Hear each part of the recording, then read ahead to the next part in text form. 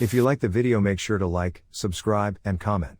For more videos like this, the scariest short horror and creepy paranormal campfire stories to fuel your nightmares, and for your sleep, you have been warned. Not me, but my mom used to live in the mountains as a kid. She would carry some drinkable water with her sisters back to their house as a daily chore. They usually take a dirt road beside a forest that's always rustling without a single sign of wind. One of those days, a baby cried loudly in the deep greenery of the forest as they passed by.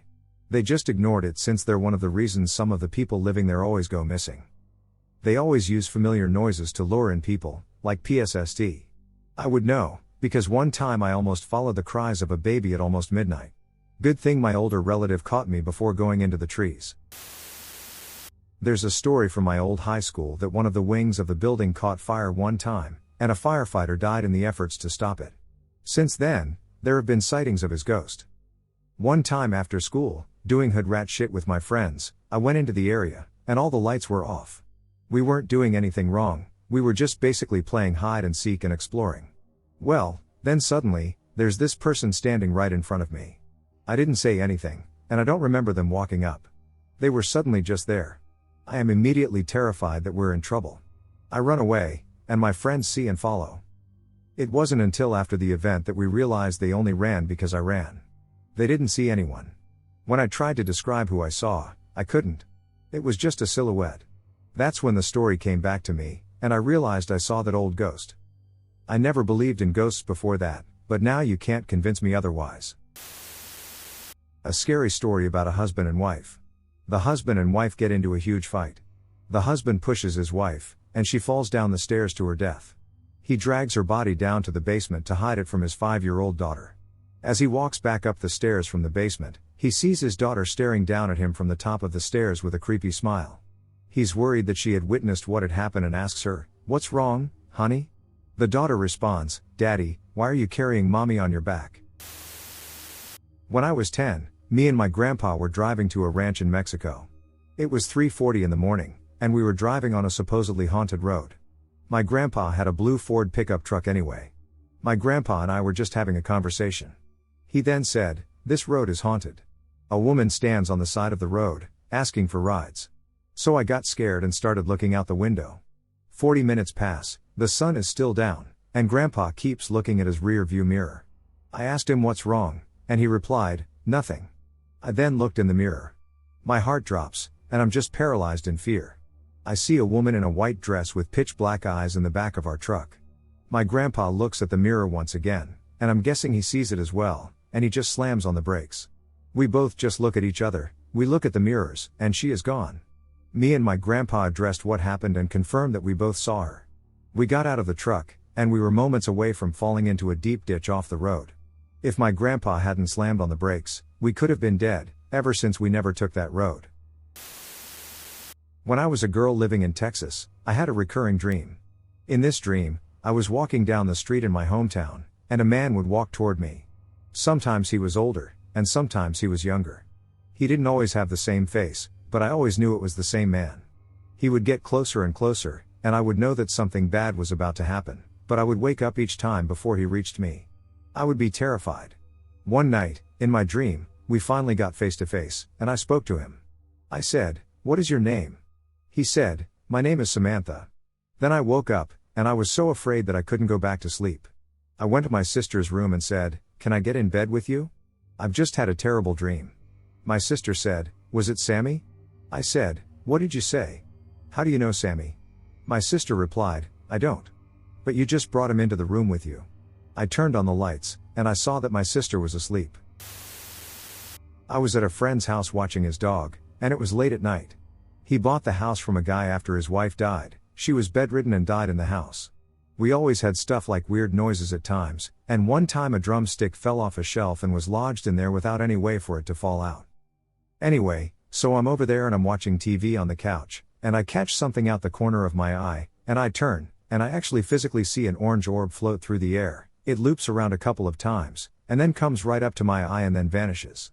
I kind of laughed to myself because I didn't know what else to do, and I laid back on the couch when the edge of the couch my head was on came a couple of inches off the floor and then slammed down onto the ground. I tried to tell myself later that it was because I was tired and I was half asleep, but I do know I was fully awake. I went to a canoe camping, in northern Canada while I was growing up. When I was there, the camp was already 102 years old. In the early years of the camp, they had First Nation, Cree and Ojibwe, guides on the trips. And in the early 1910s, they had a very popular and good guide who had just gotten married.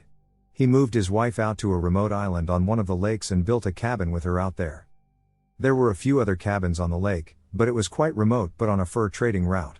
They had a happy first winter there, but he was gone all summer guiding canoe trips, and during the fall and spring he would be gone for weeks at a time trapping animals for furs, only coming home to the remote cabin to get different clothes and drop off supplies to his young wife.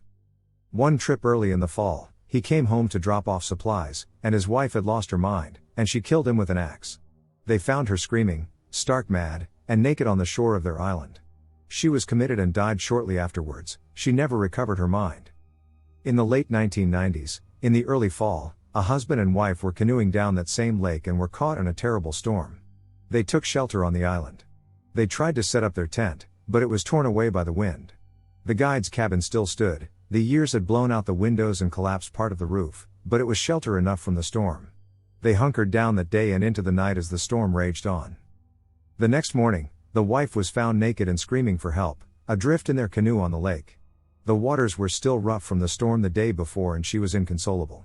She claimed a native man with half a head tore her clothes from her as she slept and that she was chased by a naked corpse of a woman into the night until she escaped in their canoe.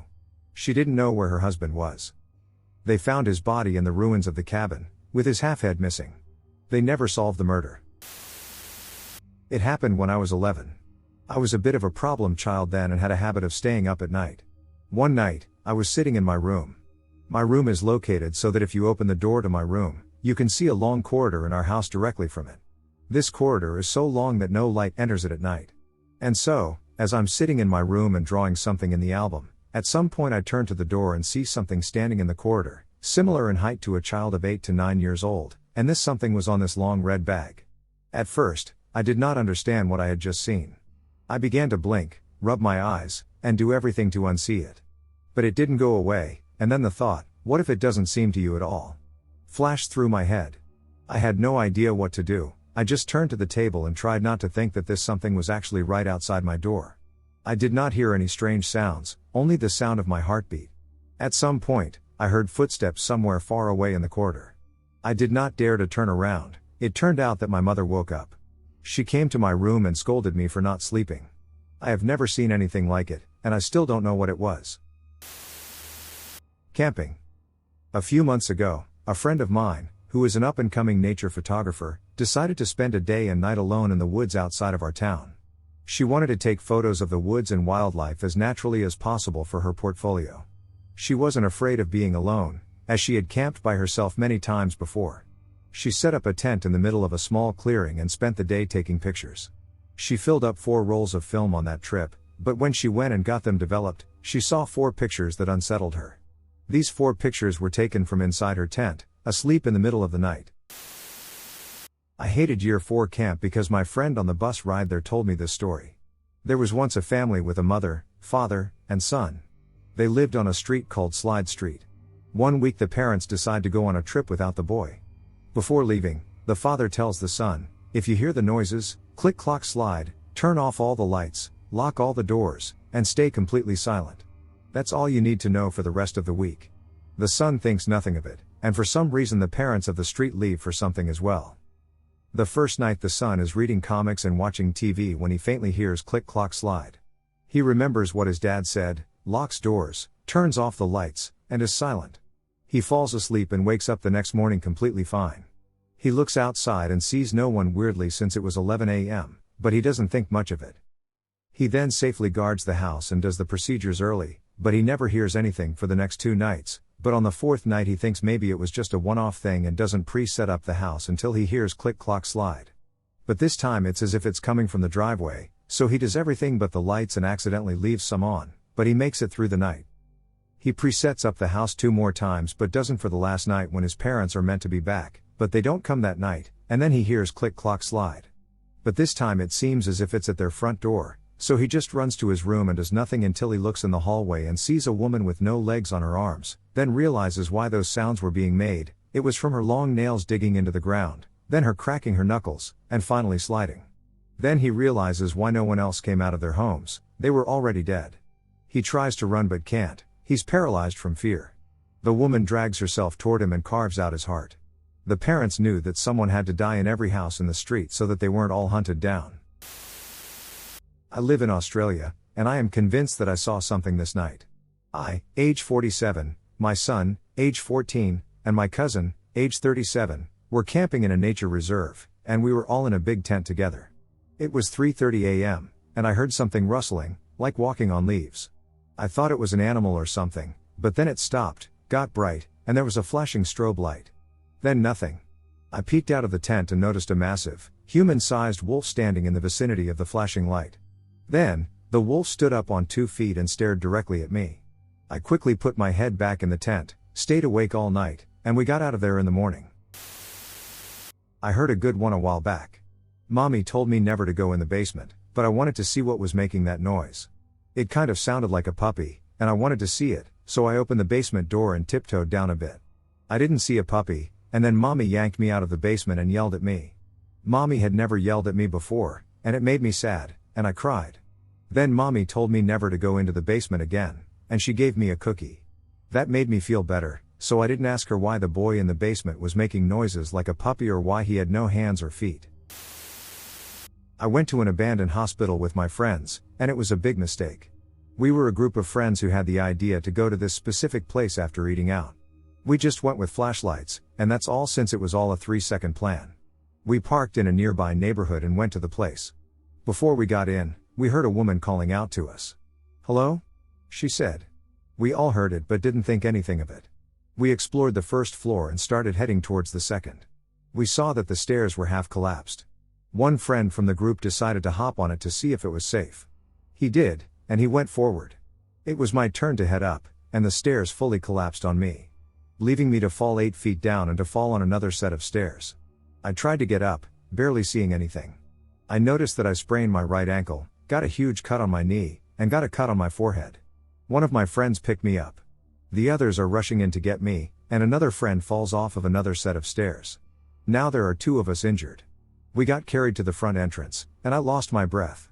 I was dripping blood all over my face. I caught my breath and started heading to the neighborhood.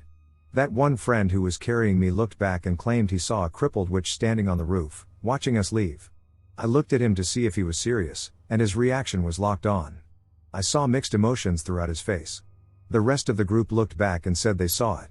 I was too scared to look back because of their reactions. I knew I was going to freeze if I were to see that thing. We all got in the car and left the place at full speed. I went to the nearest CVS and got first aid. My big brother used to have an imaginary brother, and he would always play with him, but sometimes he would say, "Stop leaving me alone," or "No, I don't want to go to my room to play." My mom would ask him, "What's going on?" And he would say, "He won't leave me alone." Of course, my mom had no idea what he was talking about and thought it was just him being a kid with an imaginary friend. Well, a day after my brother's birthday, he had these balloons. Keep in mind that my brother is just a little kid, and he's obviously not tall, so he couldn't reach the plates, knives, forks, etc. It was around 10 to 11 p.m., and my mom heard the balloons pop, so she went outside, and my brother looked really scared, so my mom asked him, "What's happened? Did you pop the balloons?" And my brother said, freaking out, "No, it was him," pointing to his imaginary friend that my mom obviously couldn't see. My mom saw the knife next to the balloons and immediately knew that he was too short to reach any of those things, so she said, "Get out of my house," to my imaginary friend. Since my mom couldn't see him, she asked my brother if he had left already, and he said he had left and thanked my mom. Later, about 10 to 15 minutes later, my cousins came over, and my cousin said that he saw a woman in all white with her hair in front of her face at the front door. My brother said that that was his mom, and she opened the door. My cousins were already inside and asked my brother if she was still there, and my brother said yes and that she was mad. She started to yell for her to get out, and then she asked my brother if she was still here, and he said no. My brother is now 19 and says he still sometimes sees him in his mirror. The Beast of Bray Road, the Legend of Hogsback Road / Richfield Goatman, and the Holy Hill Bear Wolf are some Y cryptids, and possibly all the same beast. As for the Apostle Islands, the southerly group of the northern branch of the Ojibwe settled Checkmegan near La Pointe in large numbers, and Ojibwe folklore tells of the evil spirit known as the Wendigo. According to Basil H. Johnston, an Ojibwe storyteller, the Wendigo was gaunt to the point of emaciation, its desiccated skin pulled tightly over its bones. With its bones pushing out against its skin, its complexion the ash gray of death, and its eyes pushed back deep into their sockets, the Wendigo looked like a gaunt skeleton recently disinterred from the grave. What lips it had were tattered and bloody. Unclean and suffering from suppuration of the flesh, the Wendigo gave off a strange and eerie odor of decay and decomposition, of death and corruption. It's apparently a sort of perpetually starved gluttonous giant associated with harsh winter and famine. Some could use human speech to lure, trick, or trap their prey, as best as I understand it anyway. Up in Taiabe, north of Yosemite, I was backpacking once and found a staircase. I had gotten a bit off track and was mildly lost, as I had had to go around a large snowdrift and was trying to find my way back to the main route. If you've ever been in the eastern Sierras after a big snowfall, you'll know that main route is a relative term. This was before these staircases started to be talked about online, but mine was a little different. It almost looked like a rock formation with trees outlining it. It's like a trick of the eyes. Sort of like when you've been out there for a few days and you're absolutely sure you see a bear, and it turns out it's the way your eyes are perceiving a tree in the foreground shaping a stump in the background. But as I got closer, the shape became more defined instead of less. I finally reached it, and sure enough, it was definitely a built staircase, not a geologic formation. It was crudely made out of bits of stone and wood, but definitely not natural. It was spiral too, so the top seemed to just disappear, even though I'm sure it didn't. I didn't have any sense of foreboding or fear, like people talk about online, but I did have the feeling that I wasn't supposed to be there. I felt as if I had entered a sacred space. The most interesting thing is that I didn't take a picture of it. I'm a photographer, and I have my camera with me at all times. But as others have said, there's sort of a time slip thing that happens. And you don't realize why, but you never climb the staircase, and before you know it, you're back hiking somewhere else. After I summited, I tried to find my way back, convinced to take a photo, but of course I never could find it. And not just the staircase. I have a picture in my mind of the entire scene and area surrounding the staircase, and I couldn't get back to anything even remotely like it. Not then, and not since. I was about 12 years old, and I was talking with my dad in his room. My mom was in the closet with the lights off, but we could clearly see her folding clothes. Well, during my and my dad's conversation, he asked my mom something but received no reply. He eventually got to the point where he started to yell. I got up and stepped into the closet, but then I heard my mom walk into the room and ask why he was yelling her name. I looked at her, and she had a towel wrapped around her. I quickly looked back into the closet and saw nothing, absolutely nothing. This obviously creeped me and my dad out. Whatever we saw, it wasn't my mom. Whatever it was, it had her shape and even the bun. My mom always had her hair in a bun. I would have completely thought this was my imagination if it weren't for my dad also being there and seeing it too. One time my best mate and I were driving from Perth to Melbourne, and we were just about to cross over into South Australia to try and find a place to crash for the night. We couldn't get a room in any of the motels around, so we decided to just find a secluded spot and rest up in the car for the night. We woke up the next morning to see a note on our front window saying, "I can't wait to see you again," written with black marker. We got out of the car and found footsteps in the dirt of a size 13, I only know this because it was the same size as my shoe, but it wasn't mine, boot with cigarette butts littered around the car. We instantly got back in the car and drove all the way to Melbourne without stopping. Great drive, though. My dad is a science teacher, and he once told me a story about a camping trip he took with some 7th graders. One morning, 2 tents reported to him that they saw a creature digging through a trash can the night before. My dad checked the trash and found that some hot dogs had been eaten. Even though the adults thought it was a bear, the locals joked with the kids and told them it was a Mothman. My dad told me this story and also mentioned that the students on the trip had emailed him so many pictures that he hadn't looked at all of them yet. A few weeks later, my dad's computer was asleep and was playing a slideshow. It started showing pictures of the students on their camping trip, marshmallows, swimming, etc. All of a sudden, one photo came up that showed a 4-foot-tall ape-like creature with glowing yellow eyes baring its teeth at a group of teens poking their heads out of a tent. I didn't realize it at first, but I saw later that it was taken at the same time as the camping trip where the kids saw Mothman. When I told my dad about it, he said he hadn't seen that picture before and thought it was a bear, but I knew what I saw. His computer crashed soon after that, so he never got a chance to see all the pictures and explain to me what the ape thing was. Even so, thinking about the glowing-eyed beast still sends shivers down my spine a decade later. The tape. During the summer of 1983, in a quiet town near Minneapolis, Minnesota, the charred body of a woman was found inside the kitchen stove of a small farmhouse. A video camera was also found in the kitchen, standing on a tripod and pointing at the oven. No tape was found inside the camera at the time. Although the scene was originally labeled as a homicide by police, an unmarked VHS tape was later discovered at the bottom of the farm's well, which had apparently dried up earlier that year. Despite its worn condition and the fact that it contained no audio, the police were still able to view the contents of the tape. It depicted a woman recording herself in front of a video camera, seemingly using the same camera the police found in the kitchen. After positioning the camera to include both her and her kitchen stove in the image, the tape then showed her turning on the oven, opening the door, crawling inside, and then closing the door behind her. 8 minutes into the video, the oven could be seen shaking violently, after which point thick black smoke could be seen emanating from it. For the remaining 45 minutes of video, until the batteries in the camera died, it remained in its stationary position.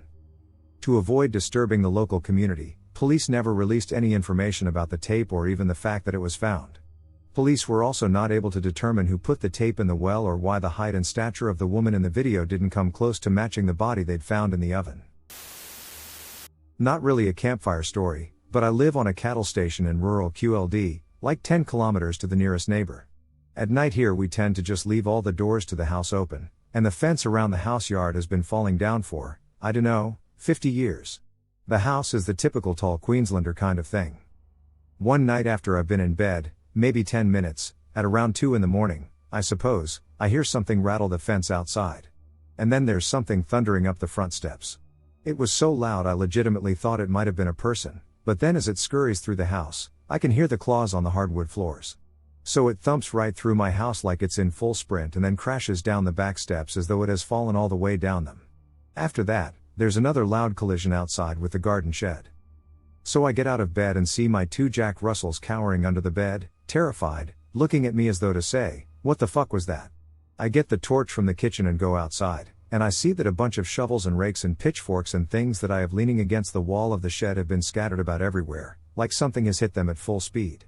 But there's nothing in the garden shed, and I shine my torch out across the grass plain outside the house but don't see shit. Still to this day, I have no idea what it was. Dog or a dingo or something maybe. Would have to have been a big one. The thing that kept me up that night though was wondering just what the fuck was it running from? There was one I heard a while ago that involved a father and his kid hunting in the woods. After a while, the father realized they were being watched by a man who would occasionally pop his head out from behind a tree to look at them. The father and son moved to different spots about 3 times, and the man was still watching them from behind a nearby tree every time. Eventually the father walked the kid to their car and then went to face the man to see what his problem was. When he went to the last tree he saw the man at, he found a disembodied head. It turns out there was a killer on the loose, luring campers to their deaths with decapitated heads. The police said the man probably only escaped with his life because the assailant clicked on the fact that he was armed. That shit fucked me up the first time I heard about it. This happened to me when I was 16, in May. It was just another regular day at school. I had just exited my bus and began walking home. The path is not that long, so it only takes me about 12 minutes to get home. I kept walking as usual, nothing seemed out of the ordinary. At some point, there is a very narrow road that leads between 2 buildings, so cars have to squeeze between them. I always walk on the edge of the road, so cars can easily pass me. There was this one car that I hadn't seen in my area before. I did not see it, I just heard it behind me. As usual, I moved to the right side of the road so the car could pass me. It did not, and that has happened before, so I thought the driver was just being careful since you could damage your car fairly easily.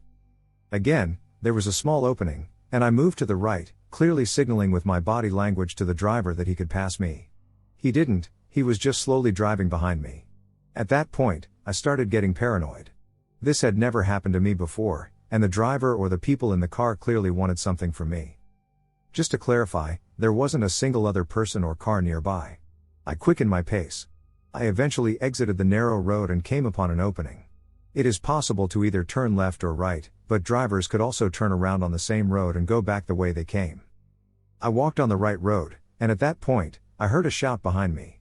It was a male voice, and he said, "Hey." It was an angry and rude voice. I did not turn around, I just kept speedwalking. The weirdest thing came next. The car had turned around and driven back to the narrow road. I could not see his registration number because he drove off too quickly, nor did I ever see it again. I kept looking back because I did not want him to know where I lived. There could have been many different possibilities. Maybe he was a friend of mine and just wanted to say hello, but if he was, he would not have shouted at me like that. Another theory is that he wanted to ask me for directions, as has happened to me before, but people were always very friendly. I want to have this one as an actual explanation. On a darker note, that could have been an attempted robbery or, even worse, a kidnapping. I don't know. Am I being paranoid? I just want to find a good explanation for this. Me and my cousin were walking in a park one late night in Mexico, and a white little dog was following us. This dog looked a little weird, and his back was all humped. But anyway, when we were walking to our house, the dog just kept following us, and every time we turned around, it gave us this creepy stare. By the time we got home, we looked back, and the dog wasn't there, so we just never thought of it as weird until we turned on the TV. We had a little window on our roof so we could see the sky, and when we looked up, the dog was just staring at us and started scratching at the window really aggressively, so my cousin went to go get his bat. As I stood there watching him scratch at the window, he looked a bit off and edgy, as if someone were in his skin. But by the time my cousin got back, he was just staring, so we went up there. It was only the ladder, so there is no way he got there. He wasn't there except for a smell like a dead body. Later, a dog that looked like the same dog from last night was found dead with its stomach cut open. Thank God we moved. The girl in the photograph. One school day, a boy named Tom was sitting in class and doing math. It was 6 more minutes until after school. As he was doing his homework, something caught his eye. His desk was next to the window, and he turned and looked at the grass outside. It looked like a picture. When school was over, he ran to the spot where he saw it. He ran fast so that no one else could grab it. He picked it up and smiled. It was a picture of the most beautiful girl he had ever seen. She had a dress with tights on and red shoes, and her hand was formed into a peace sign. She was so beautiful, and he wanted to meet her, so he ran all over the school and asked everyone if they knew her or had ever seen her before. But everyone he asked said, no. He was devastated. When he was home, he asked his older sister if she knew the girl, but unfortunately she also said no. It was very late, so Tom walked up the stairs, placed the picture on his bedside table, and went to sleep. In the middle of the night, Tom was awakened by a tap on his window. It was similar to nail tapping. He got scared. After the tapping, he heard a giggle. He saw a shadow near his window, so he got out of bed, walked toward his window, opened it up, and followed the giggling. By the time he reached it, it was gone. The next day, again, he asked his neighbors if they knew her. Everybody said, sorry, no. When his mother came home, he even asked her if she knew her. She said, no. He went to his room, placed the picture on his desk, and fell asleep. Once again, he was awakened by a tapping. He took the picture and followed the giggling. He walked across the road when, suddenly, he got hit by a car. He was dead, with a picture in his hand. The driver got out of the car and tried to help him, but it was too late. Suddenly, he saw the picture and picked it up. He saw a charming girl holding up 3 fingers. My favorite one. A hiker was making his way through the dense woods of a moonlit forest as he'd done many times before. The loosely packed dirt of a trail not yet blazed gave way under his boots as he ventured late into the night. It was far past midnight by this point, and the hiker desperately needed to sleep. The man kneeled down and shrugged off his backpack, preparing to set up his tent. Until he took note of a light somewhere far in the distance. With curiosity piqued, he donned his pack once more to discover the source of the light. As he approached the offending bulb, he began to notice that it wasn't a light by itself but an entire cottage, lit up somewhat dimly in the dead of night. Manners be damned, the hiker decided that he'd ask the owner of the cottage for some lodging for the night. After all, his tent could be awfully uncomfortable from time to time. However, after several minutes of bare knuckles rapping against solid oak, not a soul answered his call.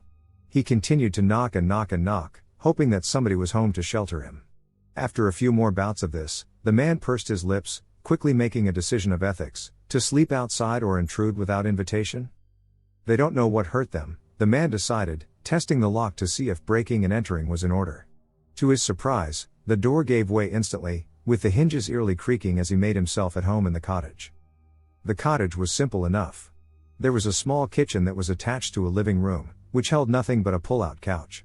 It was fairly standard, nothing fancy, but it was better than a tent. The only thing that the hiker wasn't comfortable with was an odd sort of collection that the occupant of this cottage had. Some sort of painting collection of disfigured faces with malicious expressions lined the walls of the room. Each canvas seemed to glare at the man with personal hatred and malice that he'd never experienced before. After a few moments of curious staring and cold shivers, the man turned away from the art and tucked himself into bed for a night's rest.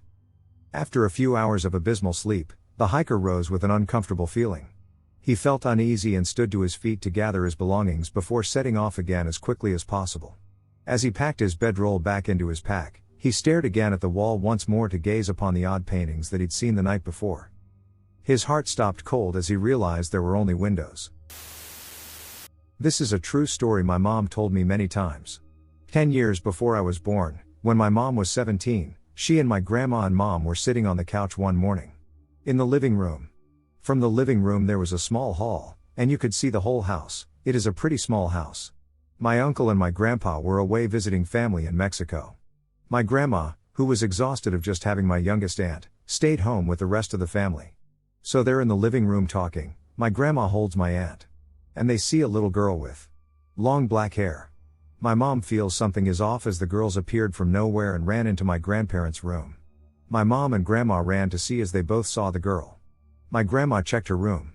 Nothing, there's only one way you can get in and out of a door at the end of the hall. And my mom checked my outer aunt, who was 9 at the time, and she was fast asleep.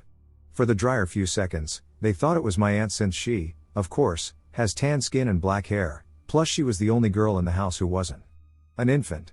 Of course it wasn't my aunt, she had short hair at the time. Plus, there was no way she could get from my grandparents' room to her room. They checked the house and found no girl, no matter where they looked. And the strange thing is, my mom described how the girl seemed so unfazed by her surroundings, like she was running in a field, not a house. After no explanation of what could have happened since they clearly saw the girl in their view for a good few seconds, they concluded it was a ghost. I was as skeptical at first, thinking it had to be something else, but I still have not been able to conclude in an explanation that isn't supernatural. Maybe they saw a ghost from a little girl whose family lived in the area before Europeans showed up. I've been trying to find any info to see if my grandparents' house is near an old village. It could be that my grandparents live near a cemetery that's pretty old and dates back to the late 19th century. Here's one that scared the living shit out of me when I was younger. A young boy is sleeping in his bed on a usual night. He hears footsteps outside his door and peeks out of his eyes to see what is happening. His door swings open quietly to reveal a murderer carrying the corpses of his parents. After silently propping them up on a chair, he writes something on the wall in the blood of the dead bodies. He then hides under the child's bed. The child is scared beyond belief. He can't read the writing on the wall, and he knows the man is under his bed. Like any child, he pretends that he slept through the whole thing and hasn't awoken yet. He lays still as the bodies, quietly hearing the breaths from under his bed. An hour passes, and his eyes are adjusting more and more to the darkness. He tries to make out the words, but it's a struggle. He gasps when he finally makes out the sentence. "I know you're awake." He feels something shift underneath his bed. Last summer, I went to a sleepaway camp. One time they took us on a hike into the woods, and we set up tents and built a fire. We cooked hot dogs and marshmallows on sticks, and we told ghost stories. One of the counselors told us a story about a lady who was thrown into a well on a nearby farm 100 years ago. It was really scary, the way he held the flashlight under his chin while he was telling it. Her husband didn't like her, so he threw her in the well, and she died down there. When they found her, she had no meat on the ends of her fingers, and the bones were poking through. I remember how the counselor leaned forward, his face a mask of shadows and light in the flashlight beam. They thought maybe she'd worn the ends of her fingers off, trying to climb out of the well, he said. But there was no blood on the walls. Maybe the rain washed the blood away. Or maybe she got hungry, down there in the dark, all alone. So hungry she started to eat herself. He paused, and the only sound was the crackling of the campfire. They say there's something that lives in the woods now. It's quiet and difficult to see. However, it has gleaming white fingers, like wet bones. It tries to sneak up on you, but don't let it. Because when it finds you. I was already wound up tight as a spring, so when the counselor suddenly pointed behind us and screamed, "Look out!" I almost peed. I don't think I was the only one. Then all the counselors were laughing, and I felt kind of dumb, but I couldn't stop being scared. A couple of the other kids were crying. The counselors told us to stop being such babies, and they put out the fire, and we got in our tents. The next thing I knew, it was morning, and something was happening. I unzipped my tent and crawled outside. One of the counselors was on her phone, saying something about needing emergency aid. The others were standing in front of Nathan's tent, nervous and white-faced. Everybody was getting out of their tents by now, and the counselors told us to break down the camp and pack up, so we did. Except for Nathan's tent. We were almost done when the grown-ups from the camp showed up. They started unzipping the tent as the counselors tried to herd us back down the trail to the cabins. I couldn't help but look back. Our parents came and got us the next day. They said a wild animal got into Nathan's tent in the night. But if that's true, why didn't anybody hear it? Why wasn't his tent messed up? And why did it only eat his fingers, leaving the wet bones to shine in the morning sun? Is it coming for me? One very dark morning in the deserts of New Mexico, I was arriving for an early shift at about 4 a.m. I worked a few miles from a site where they tested/experimented on monkeys, and some say secretly on prisoners during the Manhattan Project. Ghost stories in this area abound, however, I experienced it firsthand this morning. As I was walking through the empty parking lot, I saw something out of the corner of my eye standing near the east side of the building. I looked up, and there stood a man with glowing eyes. Knowing there are lots of glowing-eyed critters in the area, my brain immediately tried to explain this as an animal standing on its hind legs. Terrifying enough, but at least it's not a man, right? Wrong. This man/figure/ghost creature waved at me and then motioned for me to come that way. Obviously, the answer was fuck that, and I continued toward the entrance of the building clutching the knife I had in my pocket. Suddenly, the figure begins to run at me. I freeze and stand ready to fight for my life, but just as the figure gets within about 20 feet of me, it vanishes. I was shaking from the adrenaline for about an hour, and this has stuck with me since that day. I still have a difficult time walking anywhere in the dark. Don't dismiss this outright as the work of some raving lunatic. There's some sense to this story, if you'll just hear me out. Look, we all wonder if time travel is possible, right? Well, let me tell you something. It is. I'm from the future, actually. I know you probably don't believe that, but seriously, I'm from the future. It's a really great thing, getting to see the past, watching events unfold. Stuff like that. We know more now than we ever would. Behind all the fun, though, there's a more serious aspect. We aren't supposed to go in our own lifetime, and we are never allowed to contact our past selves. Let me tell you, I'm breaking that rule right now. Yes, kid, you're talking to yourself. Your future self. I'm going to be executed for this, but you know what? I accept that. I'm preventing something by talking to you that is worse than death. I can't tell you outright what to do because the filters would catch it. This is the closest I can get, trust me. I can, however, send a little message. You should probably read the first word of every paragraph now. It says, don't look behind. My mother once told me this. She worked a second shift at a plant in the early 90s. Shift ended at midnight, and quite a few of them would go hang out at the local Waffle House afterwards. This particular night, she had hung around the diner until about 2 a.m. She decided to swing by the post office and check her mail before heading home. We live in a once rural southern town, U.S. There is less than zero traffic at that time of night, and the post office is fairly secluded. She pulls in the parking lot and, under the streetlight, can make out a very old car. Her description seems to be a model, which she claims is close, but not quite it. Someone is sitting in the car, but this is small town America, so she doesn't think a thing of it. She retrieves her mail and walks outside, sorting through it. Just as she is about to get back in her car, she hears a voice that seems deceptively weak. It was quiet but carried far. Excuse me, dearie, could you help an old lady? She hesitated. It was a small rural town where nothing ever happened, but she also says it felt not right.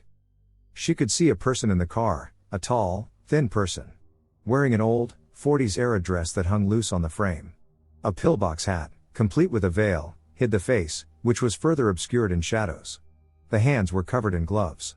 Her brain said this was a frail older woman, but her gut insisted that something was wrong. The figure held up a hand, curled into claws, and gestured toward the dash. I have arthritis, the falsetto's weak voice said, and my mail has fallen in the crack. My mother could see the envelopes that sat where the windshield met the dash. To reach them, she would have to lean far into the car. A small dog yapped as the woman continued in her falsetto voice, I just can't seem to reach it. She swayed for just a moment before spinning and booking it to her car. The car window had been rolled down, so even after slamming the door, she clearly heard the falsetto voice as it rose into an angry baritone. "Where are you going, you goddamn bee?" She spun out of that parking lot faster than she'd ever driven and peeled rubber for the local sheriff department. She claims headlights followed her until she made the final turn into the sheriff's parking lot. She gave a statement. Over the years she's heard that several people have seen this man dressed as an older woman, usually seen and avoided. But no one else has ever interacted with him and reported it, perhaps none of those survived. Anyway, 100% true according to my mother and the best I've got. Back in the 1960s, my grandparents and my baby aunt moved into a small house in a nice neighborhood. My grandma soon started feeling extremely anxious in the house. She would stand near the front door every evening, peering through the kitchen window, waiting for my grandpa to return from work. She clutched their Doberman guard dogs for safety and kept my aunt next to her, asleep in her pram. One night with both of them at home, there was a knock at the door, but my grandpa found no one there. The dogs were with him, and they reacted with their hair standing on end. They both heard an elderly woman's voice repeatedly calling out my aunt's name and the sound of high heels moving down the hall. It was my great-grandmother's voice, even though she was dying in the hospital at the time. In the same house, they hired a gardener who would take care of the property while they were away. When they returned, he took my grandpa aside and told him that he had encountered a man in the living room, leading to a physical altercation, but then the man had vanished. Poof into thin air. My grandma only learned about these events years later when my grandpa finally shared the story and revealed that the estate agent who sold them the house had disclosed that the previous occupant had hanged himself in the hallway. In my own story, which took place about 20 years ago in England, my mom and I were living in a horrid 200 to 300-year-old cottage on a dairy farm in my own story, which was completely isolated and felt like it was miles from civilization. It gave me the creeps, and I always felt as though I was being watched from outside. Like my mom and her previous house, I have nightmares about this one. Anyway, one day we heard a loud crash from downstairs and rushed to the living room to find a painting that had been on one wall standing up against the opposite wall. My cat, who was absolutely petrified, had the hanging wire from behind the painting wrapped tightly around her neck. Alright, I have goosebumps and chills now, so I'm calling it a day. I've been lying down for hours now. It's 5:35 a.m., and there's not much I can do. You know what the worst part of my situation is? I'm in the same room with my parents. They keep looking at me, and I can't help but look back and try not to cry or scream. Their eyes are focused on me, and their mouths are wide open. There's the strong scent of blood, and I'm paralyzed with fear. Here's the thing. The second that I make any hint that I'm not asleep anymore, I'm completely fucked. I will die, and there's nobody around to save me. I've been trying to think of a way out, but the only idea I have is to rush for my bedroom door, run outside the front door, and scream for help, hoping any neighbors hear me.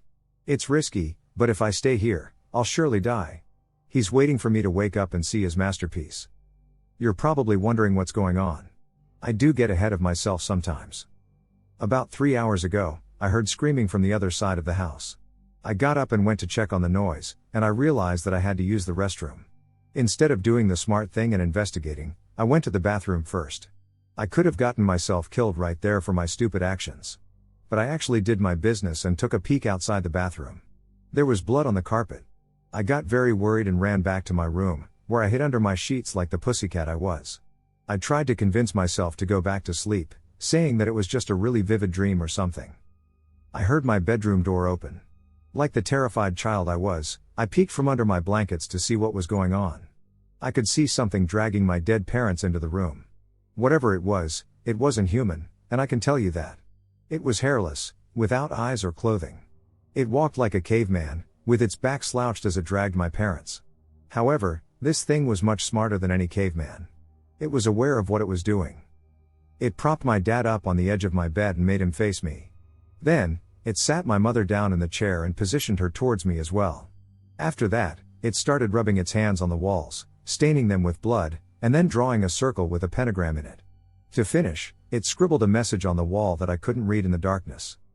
It then positioned itself under my bed, waiting to strike. The scariest thing is now that my eyes have adjusted to the darkness since then, and I can read the message on the wall. I don't want to look at it because it's terrifying to think about. But I feel the need to see before I'm killed. I peek at the creature's masterpiece. I know you're awake. This one was told to me by a friend the night before I was to babysit alone for the first time. This girl was babysitting one night. The parents were out on a date night. The baby was in bed, and she started to hear something from the basement. So she went downstairs and looked in the window and saw a man standing outside with a bloody knife. She ran upstairs as quick as she could, grabbed the baby, and ran to the neighbor's house and called the police. Later that night, when talking with the police, she was telling them of the man she saw in the basement window. The mother overheard her story and said, "There are no windows in the basement, only mirrors." To this day, I hate babysitting alone. I heard it when I was 14. I am now 21, and it still gives me the heebies. I am quite the anxious person and get easily paranoid, so upon hearing a strange noise in the woods nearby where we were chilling late one summer evening, one of the small playgrounds near a school, about 2 to 3 a.m. We were all entering freshman year of high school. My friends did not oblige. They probably thought it was an animal of some sort, which is understandable. We then continued talking about the usual, girls and that sort of real talk, until I repeated that I heard something and that we should move a little bit closer from the school and a bit further away from the woods. So we do. We sit at the bench that's near the school, and for a while we are fine. More talk and more drinking of surprisingly delicious off-brand soda. That's when one of us, out of our group of 4, heard a noise towards the forest. We all shut up and listen. What we heard was some sort of repeated F noise from the forest. They'd do it every 15 seconds or so. We look at the entrance and wait to see what's making that noise.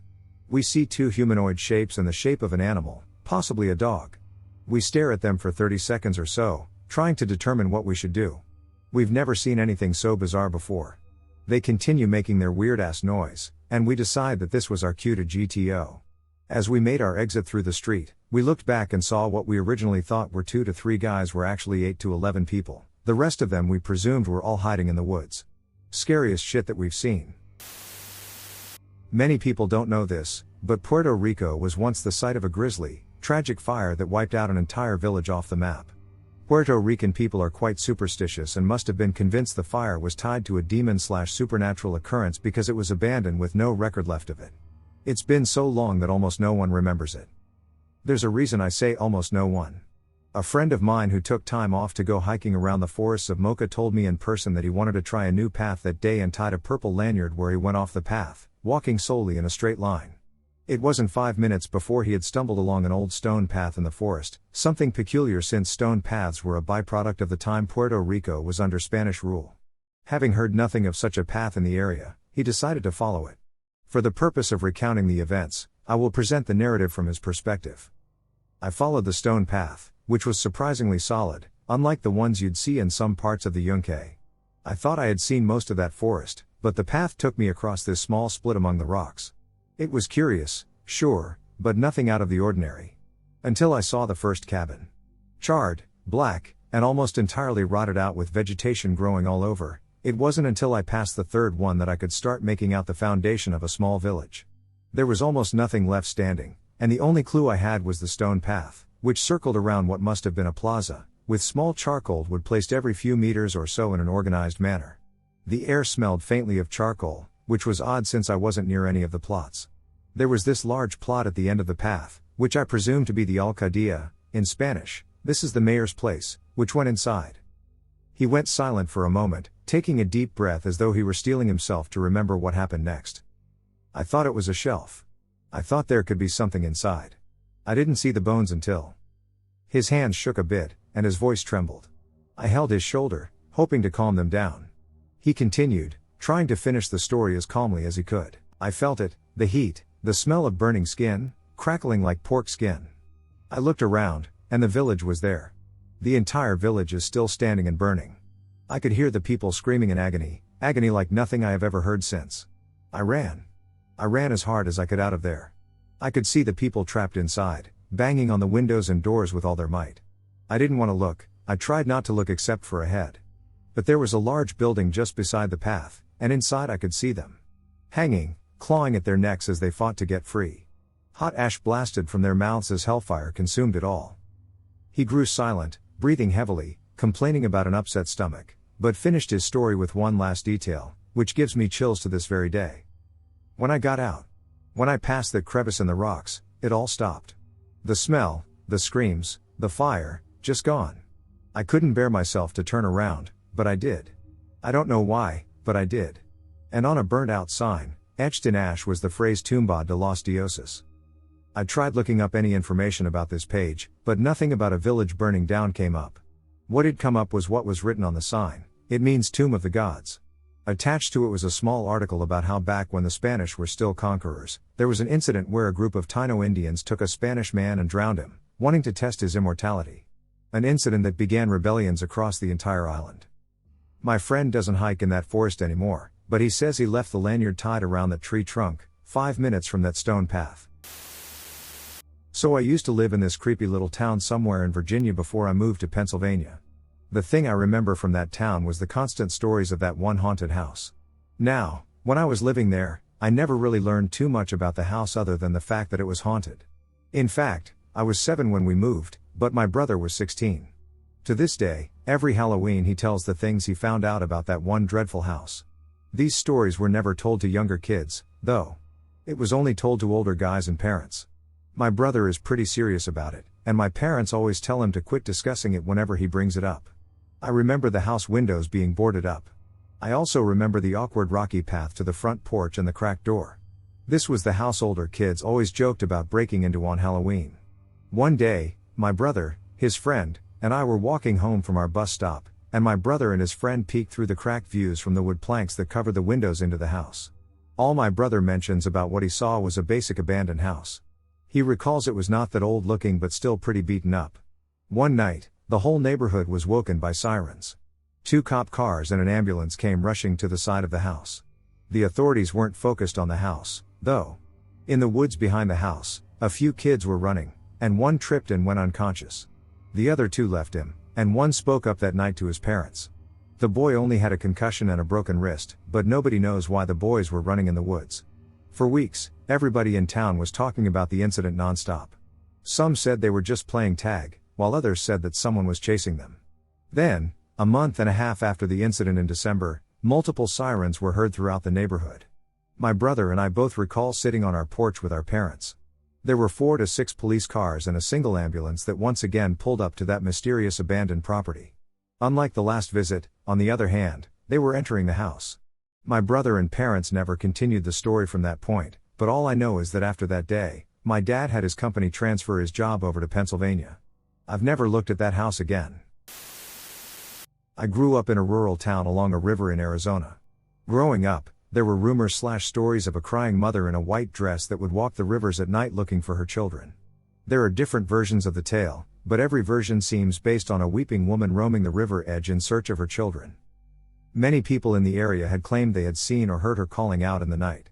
2 of my more adventurous friends wanted to camp out and see if they could have an encounter. They decided on camping at various locations along the river during the weekends. They did this on and off for several months. Pretty early on, they claimed they heard her, but the details weren't that convincing.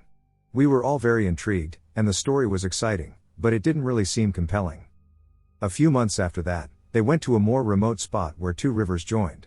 They were in a very remote area, nearly inaccessible by car. They had to use their ATVs to get to this particular location. I'd been there a few times by Jeep with my father, so I knew the surroundings. It was an old mining road, with several abandoned buildings right next to the locations. It's actually pretty creepy there during the day. It's in a box canyon, with huge trees and a river very close by. It seems to be cold there at all times because of the tall canyon walls, tree canopy, and river. You have a sense of being trapped or vulnerable when you're there. So, according to them, they arrive at the site and get all set up. They start a fire and set up shelter. It turns dark as they're finishing their meal. It's also rather cold, so they decide to get in their tents and call it a night. They're asleep for several hours when they wake to hear something faint in the distance. They hear a woman crying in the distance but don't know if they're imagining it because of the tale. The crying grows louder and is now echoing off the canyon walls. This continues for apparently about 20 minutes. At this point, they're jacked on adrenaline. They're now pacing around and freaking out. Unsure of what to do, they hide in bushes just off the riverbank where their ATVs are parked. They sit there silently and wait to get a glimpse of the woman. The crying continues, and a light layer of fog begins flowing over the river. It becomes more and more dense. The moonlight fog amplifies the situation. At this point, they said they were about to lose it. They didn't know what they're experiencing. They heard the crying, but was that it? They both wanted to leave but were so curious if the woman would come within visual range. They sat there for a few more minutes, scared out of their minds, talking back and forth, trying to decide what to do. All of a sudden, they see something in the distance. They described it as fog shaped like a woman.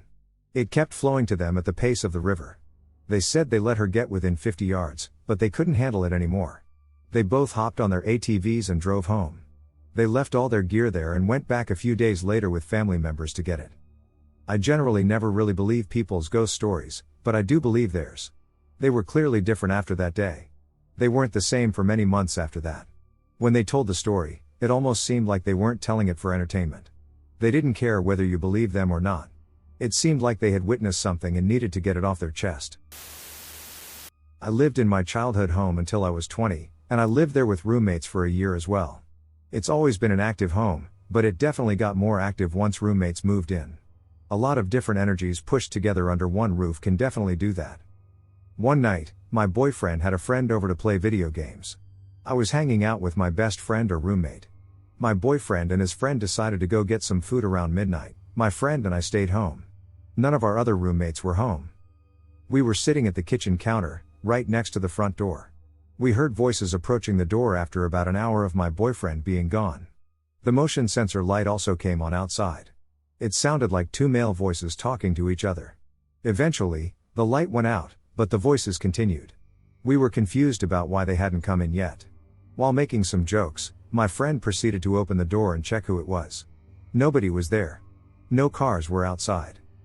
Confused, it took us a few minutes to understand what was happening.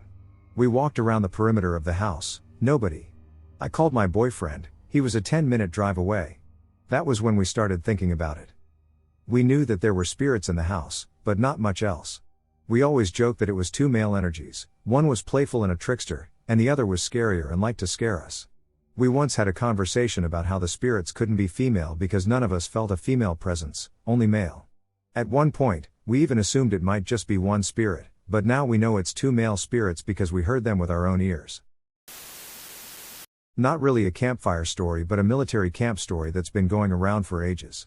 So this batch of new recruits is a week into their enlistment. This one guy wants to win the Best Recruit Award and is trying his best to shine at every opportunity possible.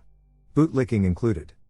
So it was past midnight in the wee hours of the morning, and the recruit is somehow awoken from his sleep. His bed is right next to the window. He begins to hear footsteps coming from outside the window, drawing nearer. He sees an older man in uniform walk past his window, a face he has never witnessed before. Assuming it was the duty officer making his rounds in camp, in his grogginess but still wanting to look good in front of all commanders, he sits up and greets the man, "Good morning, sir." The officer stops in his tracks, turns around, looks at him, and says, "Good morning, soldier. It's still early, go back to sleep." The recruit smiles and says, "Thank you, sir," and lies back down to sleep. Only at that moment did the recruit realize something. His bed is beside a window, and his bunk is on the 4th floor. There's no way a man could be walking outside the window, 4 stories up, in mid-air. Who exactly was the man outside his window? In about 2018-2019, my grandmother moved out of her old house and into a newly built one. There was always a strange energy in that old house, and I wasn't the only one who felt it. There was something wrong with that place. Short history, we live in a larger town in the Midwest, a place with a lot of history. Her old house was sort of in the country, but not really. It was located in a wooded area, with a larger pond nearby. The house itself was pretty nice, and if not for the strange aura the place had, it would be a great place to live. The place had a bad history though, and when my grandparents moved in, they had a priest bless the house while they renovated it. There were 2 other houses nearby, one with the same driveway. Here's where the freaky stuff begins. When we were younger, we would always sleep in the basement when we stayed overnight. Usually we'd stay in the same room at the end of a long hall. At the other end of the hall is a room I personally call the lace room on account of the weird lacy bedspread the bed has. It's always just exuded very bad energy, and I've always felt like I'm trespassing when I was in there. There was a small keyboard in that room that we'd play with. I remember a specific incident when it turned on by itself while my cousins and I were going down there. The whole place just seemed as if it wasn't for us to be in. Another incident, also involving my cousins, occurred at a monthly party. There's an outside entrance to the boiler room that is almost never open, but on that day the door was slightly open. I was hanging out with them, and they decided to go in and explore, but I was a chicken and kept playing outside. A few minutes later they ran out of there screaming and ran to the adults who were all inside the house, I followed out of curiosity. They said they had seen a pair of glowing red eyes in the boiler room. My grandma said it was probably a rat, but I honestly don't think it was. The final real thing that I can confirm happened was the ghost. For a week or two, my grandmother had experienced standard paranormal activity, faucet turning on by itself, things moving, etc. She said that she eventually told the ghost to leave if she didn't know who it was in life, and apparently nothing else happened after that. There was definitely something not natural about that place, though. Whether there was something truly there or not, I can't tell. I haven't asked the new owners anything about it, because that'd just be weird. Does anybody have any ideas of what might have been there? Me and my girlfriend were driving down the road, and I got struck with an impending sense of doom and felt like I was being watched. I keep checking the rearview mirror to see if I'm being followed, but there's not anyone close by. So, I tell my girlfriend that I feel like I'm being watched. She immediately responds, "That's so weird, I've been feeling that too for the past few minutes." We both freaked out because we both felt the same thing and proceeded to get the hell out of there and keep an eye out for anything interesting. A minute or two passes by, and we pull up to a gas station to go grab a drink. As soon as we pull up, a young adult male walks out of the gas station. He kind of looks like a typical skater, bro. This guy is creepy as hell, and he was moving, shifting, and twitching his head, neck, and shoulders around like he was being possessed. Think of a typical horror movie possession scene where someone is having an internal battle with a demon, and that's exactly what the guy looked like he was doing. It was like he was struggling to control his own body. As he's doing these odd contortions and twitches, he looks over at me and my stupefied girlfriend chilling in the car and just stares at us. So, after all that, I restart the car, reverse to leave, and nope the fuck out of there with my girlfriend. As we leave, we notice the creepy guy in the rearview mirror just standing there, looking off in the distance. Very odd, to say the least. The guy could have just been crazy, but the fact that we felt that impeding sense of doom / being stared at literally 1 or 2 minutes before running into that character was odd. For a number of years, I was a camp counselor at an overnight camp in the Muskokas. I loved it more than any job I've ever had, despite the non-existent pay, annoying campers, long days and short nights, crappy food, etc. For one, I got to tell as many scary stories as I could sputter out. There was nothing better than hanging around a dying campfire with a bunch of junior high kids who were demanding the scariest, most blood-curdling tales I knew. And I told them all: the babysitter and the eerie clown statue, the driver and the creepy gas attendant, the woman and her licking dog. I saved my best stories for the overnight trips we made in Algonquin Park. For non-Canadians, it's a massive park in the middle of Ontario, spanning nearly 8,000 square kilometers, when days would be spent canoeing on pristine lakes and nights would be spent around the fire, singing and making s'mores and being as rowdy as the only people within miles could be. Once the kids had quieted down, I told them stories of a stalker in the woods with a face so horrifying it paralyzed all of its victims in fear, or the group of campers who decided to spend a night across the lake from an abandoned, or was it? Insane asylum. On this particular night, I'd finished up the tales, once again insisting that they were entirely true, and sent the campers to their tents. It had been an exhausting day, and none of the 6 kids were in any mood to stay up later. My fellow counselor had also decided to pack it in, leaving just me on a fallen log next to the dying fire. I took a deep breath of the cool, fresh pine-scented air and looked out at the lake. The partial moon reflected off the glassy water, and on the other side, I could see towering cliffs going up several hundred feet. I considered whether we could canoe over, climb up a few dozen feet, and do some cliff jumping. I grinned. The camp director would have my head if we did that. If he found out. Movement at the very top of the cliffs caught my eye. There was a small light bobbing along the peak. At first, I thought it was a star, but it was larger and gave off a golden glow. It slowly moved back and forth in a small arc. As I sat up and watched it, another appeared next to it, bobbing along the top of the cliff. Then another. And another. And a few more. My stomach dropped to my feet. I grabbed my bag and pulled my digital camera out, then focused it on the little glowing orbs and used the zoom function. I counted them. And then I counted again. Oh shit. In a flash, I was up and running to the tents. Hey guys? Wake up. We gotta go. There was movement in the tents, and then I saw 7 confused heads looking out at me. My co-counselor wore a mixture of concern and pure anger. I hate to do this, I continued, but the clouds look really threatening. There's a big rainstorm coming in. If we get caught in it, it's going to ruin our trip. Seriously? My counselor, Laura, inquired.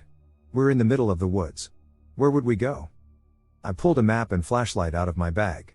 There's a ranger station a few kilometers south of us. I traced the path with my finger. Thank God. We can make it there in a few hours.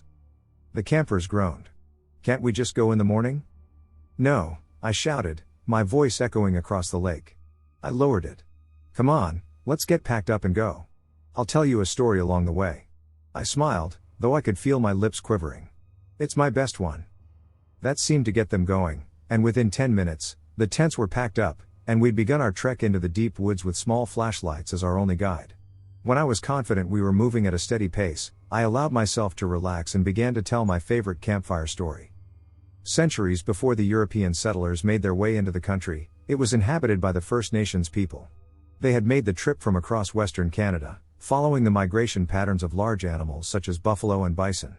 Eventually they reached Ontario, at which point they split off into smaller groups of travelers, each searching for a section of land to call their own. Legend has it that one group, consisting of about 20 men, women, and children, ventured through this very area in search of a place to call home. Though it wasn't even the end of October, the weather had taken a turn for the worse, and as the group journeyed around the lake, a fierce blizzard hit. Within an hour, the group found themselves in blinding snow and below zero temperatures. The clothes they had on were made for the fall, not this sort of weather, and there weren't any Canada Goose jackets around back then. But they pressed on. They didn't have any other choice. Night was falling as they reached a cliff bluff, which towered over a cold, choppy lake. There was no stopping for this group, they'd die if they didn't make it past the cliffs. But with darkness setting in and the snow falling even harder, visibility was almost non-existent. So one of the elders had an idea. Using the little kerosene they had left, he lit a lantern for each of the travelers and had them carry it in front of them, not so that they could see the cliffs, but so they could see who was in front of them, allowing them to all follow each other across the narrow bluffs. With the strongest of the men leading the way, the group began to cross the cliffs. The freezing, wet snow soaked every bone in their body. The harsh wind chilled any exposed skin and threatened to push them right off the rock. Their path was no more than a few feet wide and would have been slippery to even the best of hiking boots, let alone hand-fashioned moccasins. Slowly, painstakingly slowly, they made their way up the cliffs, praying that whatever lay on the other side could shelter them from the intensifying storm. They were about halfway up, hundreds of feet above the lake, but it was well out of their vision. In fact, all they could see in this blinding storm was the lantern in front of them, acting as a beacon to guide their steps. If the light moved, it moved up. If it went down, they moved down. Each of the travelers was almost in a trance, caring about nothing but the glowing orb a few feet away. For the leader, though, there was no such luxury. He moved forward blindly, feeling along the cliff with his free arm, but his skin was so numb that he could barely feel anything. As the path wound back again, he made a misstep and lost his footing, just as a gust of wind blasted his back. He desperately grasped for the hold, but his frozen fingers couldn't get anything. With a terrified scream, he slipped off the cliffs and fell into the icy, black lake. The rest of the party didn't see him fall, of course. All they saw was his glowing orb dropping away from the bluff and disappearing in the darkness. There was no time to mourn. They continued on, but the storm was worsening. After another minute, one of the children, his body unable to withstand the cold, dropped away, his lantern glowing until the choppy waters put it out. Another person, having seen this, lost his balance and fell. This pattern went on until there were just 5 people left, fumbling along in the darkness, following the light in front. As hard as they tried, the cliffs were unforgiving. The remaining men fell down to 4. Then 3. And 2. And then there was just one left, who legend says cursed the earth as his legs slipped and he plunged hundreds of feet down, his lantern the last one to be extinguished. Of the 20 members who tried to overcome the cliffs, I finished, not one of them survived. They say that sometimes, when the conditions are right, you can see the orbs along the cliff, symbols of the lost travelers who will never find their homes. As the story ended, leaving the campers in an eerie silence, I saw lights up ahead. A wave of relief poured over me. We picked up the pace and found the ranger station bursting with activity, with a half-dozen people running around, loading up trucks, and shouting into radios. The wind was beginning to really pick up, and I heard thunder in the distance. "Hey! You kids!" A large, burly man with a full beard and mustache ran up to us. "Get in the trucks. We don't have much time." Laura and I led the kids to one of the pickup trucks. "What's going on?" I asked the man. "Didn't you hear? Another gust of wind. The hurricane system's heading right for us. Already, tornadoes have touched down. We're getting everyone out of here. Let's go." We all climbed into the truck's bed. I collapsed, feeling like I'd just been punched in the gut. The ranger climbed in front, and we took off down a makeshift road. My head was spinning. It wasn't possible. How? Laura slid next to me, keeping her voice low. How did you know we had to get out of there? I looked up at her. My face felt empty of blood. I saw the lights. What? No. No, she gasped, then caught herself. How many? I took a deep breath. 8. She looked around at all the campers, who were now lying against each other, asleep despite the bumpy road. That's all of us. My God. I nodded and leaned against her. Laura had heard the traveler's story before, and she knew that I'd left out a key bit of information. The lights were real, but they were never random. If they were shining, bobbing back and forth, swinging in a small arc, it was because they had a message. A warning. One light would shine for each person who was about to die. Let me just start off by saying that I don't really believe in the supernatural. I don't watch those ghost hunting TV shows because I think they're full of bull. Anytime someone tells me a ghost story, I have doubts about it. However, I have one experience that I truly cannot explain. I have thought of many different possibilities, but nothing connects. Anyway, this happened when I visited my family in Costa Rica back in 2014. I was 12 at the time, and so was my cousin. Since we stayed at my cousin's house during most of our visit there, I slept in his room with him, and we would always stay up till about 2 o'clock or even 4 o'clock just messing around and playing video games. One night we were laying in our beds talking, and we got on the subject of demons. I told him I didn't really believe in them, and I thought Ouija boards were stupid too. We keep talking about it, and eventually I get curious and ask him, why don't we try to talk to one? You may be asking, how would you talk to one if you don't have an Ouija board? Well, just as a joke, I said to the room, if anything is in here, knock on the wall 2 times. All of a sudden I hear a knock on my cousin's side of the room. We both freak out, not knowing what the hell did that. So as we slip out of our bed sheets after hiding in them for like 5 or 10 minutes, I ask it another question. I don't remember what I asked it, but it was a yes or no question. 1 knock for no and 2 knocks for yes. It answered my question. I kept hearing it on my cousin's side of the room. I started getting suspicious of the whole thing because my cousin could have been knocking on the wall. I tell my cousin to take his sheet off so I can see both his hands and his feet. He does what I say, so I ask this thing another question as I'm looking at my cousin's hands and feet. I hear the knock coming from his side of the room again. At this point, I'm confused but also still suspicious.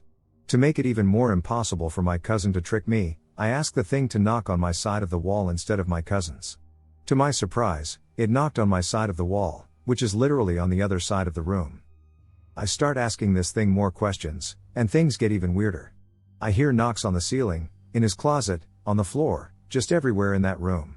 To this very day I have no idea what caused this. I have asked everyone in my family if they pulled a joke on us, but no one knows what happened. Just recently, I put 2 and 2 together and realized that was the day that we went to the abandoned asylum up in the mountains of Costa Rica. It is the only conclusion that I can come up with, but if anyone else knows what this could be, please give some possible explanations. The old waterhouse. Over the heath, there was an ancient crumbling house where the entire estate's water system was managed. Believe me, we thought it was a miracle that anything that old and manky could keep and pump out any water, but it did. It was made with bricks, with a black slate roof and iron doors, although at the time of this incident, it was just a shadow of its former self, and didn't have any doors. The windows were all smashed in by generations of kids throwing rocks and stones at them. It was there that my mama and her siblings were kids playing over the heath, and they all told us it spooked them and their mates as it did us. It was a really hot day one summer during the school holidays. The older boys were at home for some reason, and all the younger cousins, me included, were being little brats, so the boys said they would take us all blackberry picking to keep us quiet. Mama agreed gratefully. The boys were really responsible and mature at 16, 17, and 18, they babysat for us younger kids all the time, so we all knew the rules of staying close to the boys and doing what they told us, and so, a half hour later, everyone had their fruit buckets and we were off. There were 5 of us younger kids, we were all really excited, as blackberry picking was a great family favorite activity, and our Gron's blackberry pies were the best. Gron's house led directly onto the back of the heath. There was a fence with a gap at the end. One of my older cousins passed me through to the other and lifted my tiny wheelchair over the fence. The other kids were done in seconds, and we were away again. On our way to our destination, the older boys told us spooky stories, as they always did, Half because they liked scaring us and a half because we all used to beg them to. There was nothing more terrifying than a story from my cousins H or B, they were masters and so believable. We loved it. When we arrived at the Waterhouse, we all stopped talking. Nobody ever dared to speak around or near the Waterhouse, not even the older boys. For something so mundane, it always looked, and still does, so eerie. There was a second fence to get through before we reached our beloved blackberry field, but this time as we squeezed through the gap of the fence, we were all more somber as we remembered the old wife's tale or urban legend that we all knew about the Waterhouse. The story goes.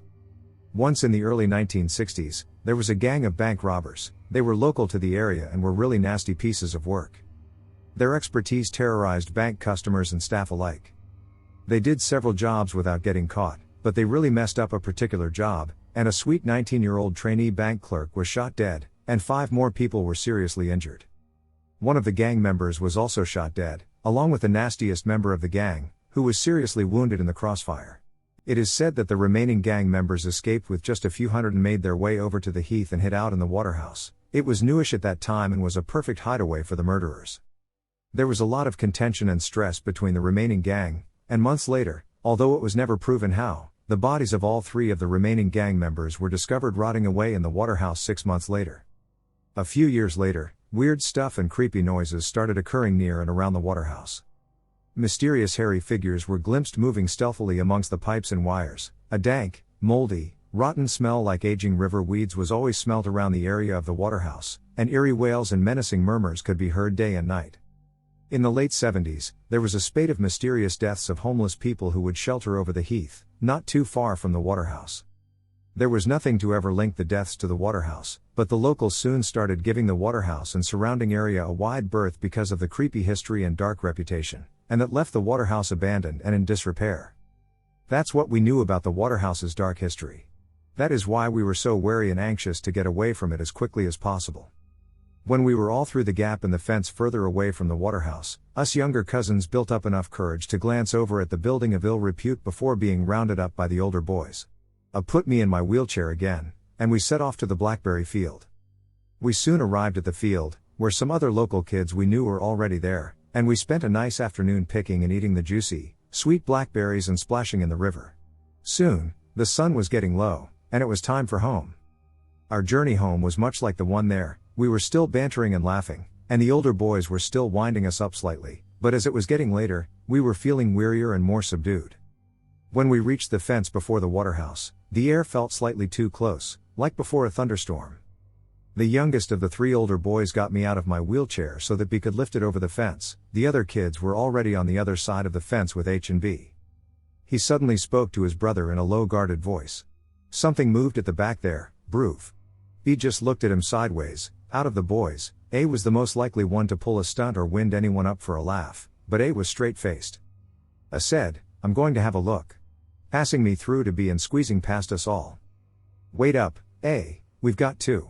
Having put me in my wheelchair, B had moved forward towards his brother when we all heard A shriek out in horror and disgust, and the 2 boys moved back quickly. H, having already taken me out of my wheelchair once more, told everyone to run. And we did, with B picking up my tiny wheelchair and folding it up while running, A grabbing the other 2 kids' hands and following B and H running with me on his shoulders and holding my other cousin's grasps. We ran, and A kept saying, "Don't look back. Don't look back." I did it, but I saw nothing. We didn't stop till we got to the fence, which leads back to the road on the estate, and we could actually see civilization again. We were all completely exhausted, especially the older boys. Before we slipped through the fence to the road, B, holding himself up by the railings, asked, "What did you see, A?" Yellow eyes, hairy face. All of us younger kids began to panic and scream, and H had to calm us all down. He said that we were safe and would be all right, but we all wanted to get as far away from the Waterhouse as possible. When we got home, we all looked bedraggled and slightly nervy. Mama and my auntie noticed this and asked the boys what was wrong. H just said that we just got spooked by an old drunk man in the bushes looking for golf balls to sell, and as that was quite commonplace over the heath, Mama and my auntie just gave us kids a pep talk and hugged us. We never did tell my mama or my auntie the truth about the yellow eyes and hairy face or find out what it actually was, but us kids didn't go near the Waterhouse for a long time after.